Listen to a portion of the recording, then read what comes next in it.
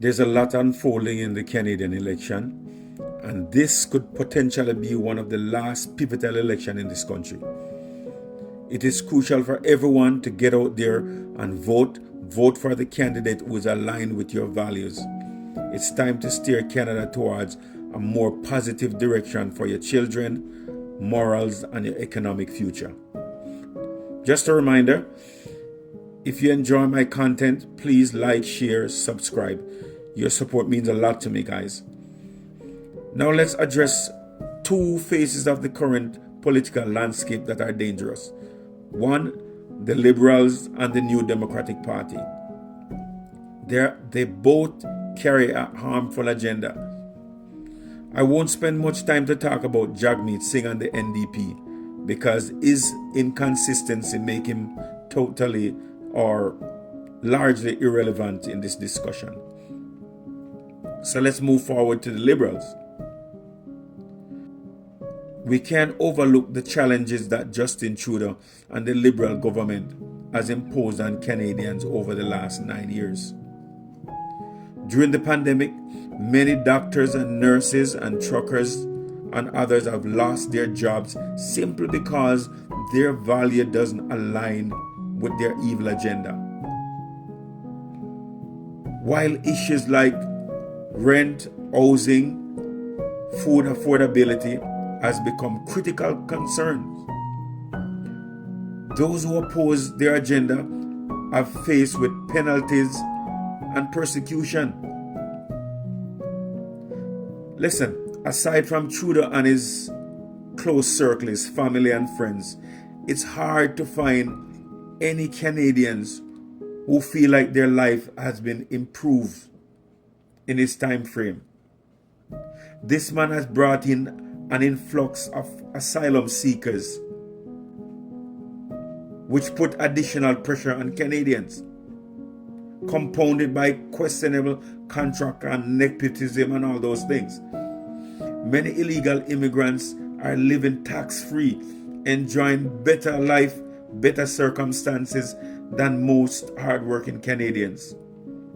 And the Liberals have absolutely no problem with that.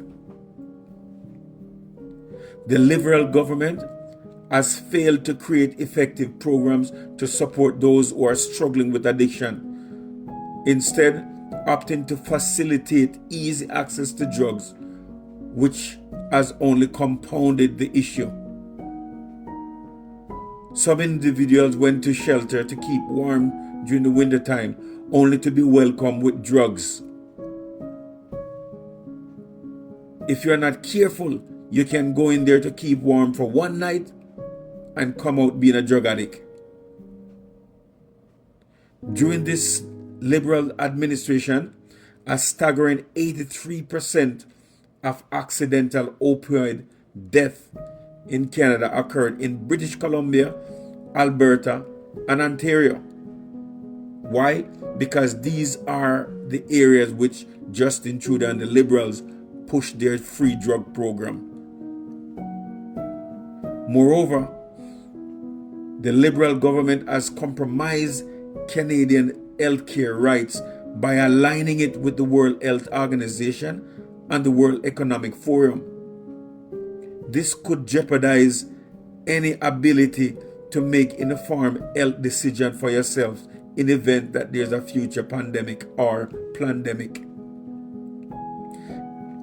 Guys, you have to also be vigilant about Bill 429 and 30, which target churches and certain charities. And I'm going to put something on your screen and you can check this out right now. Guys, I find this to be very disturbing, very troubling. Canada is definitely heading down the wrong path. This is down the path of totalitarianism or communism. Listen, revoking charitable status from churches presents significant implications for both the institutions and the broader community. Charitable status offers churches various tax exemption and benefits that enable them to function and to operate and support charitable activities. By removing this status, Churches would face financial strain, potentially leading to the decrease in funding for community services such as food banks, shelters, and educational programs that rely on churches' support.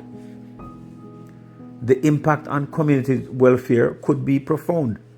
Churches are often served as a vital hub for social services and community engagement, particularly in the underserved areas.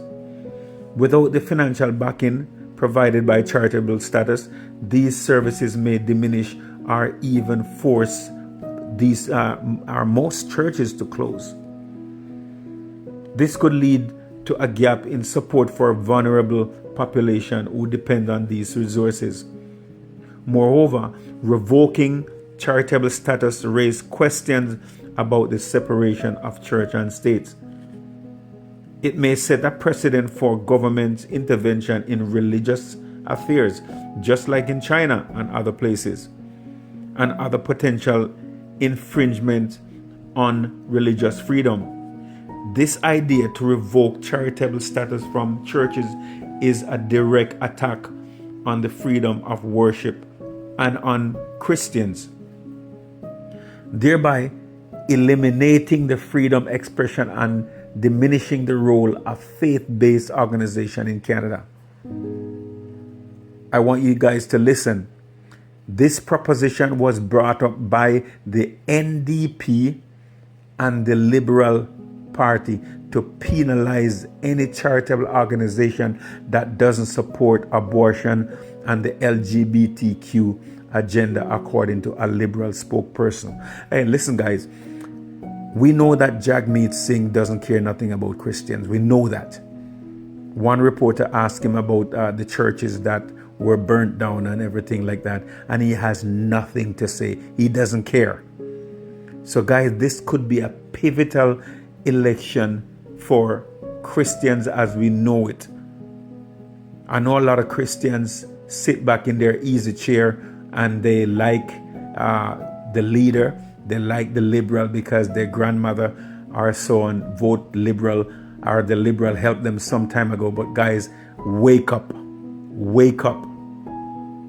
This is very serious. So even with a new leader at the helm, the far left agenda of the liberals remain the same. It's unchanged. The faces might change, but their agenda remains the same. Don't be fooled by the recent rollback of carbon tax, guys. Mark Carney hasn't completely eliminated it, which to me is suggesting that it could return in a more aggressive form. Carney also seems to be content to distract Canadians with Donald Trump to evade real Canadian issues. He avoids questions about himself and his finances and the liberal agenda, not to mention his admiration for Xi Jinping's leadership. That should raise real serious concern among Canadians. Let's be clear. Mark Carney and his wealthy friends, they do not pay taxes like the average Canadians. Yet they have no qualms about heavily taxing the poor and the middle class. Guys, it's time for you to demand accountability and a change. Anyway, guys, I'll catch you on the other side. Take care of yourselves.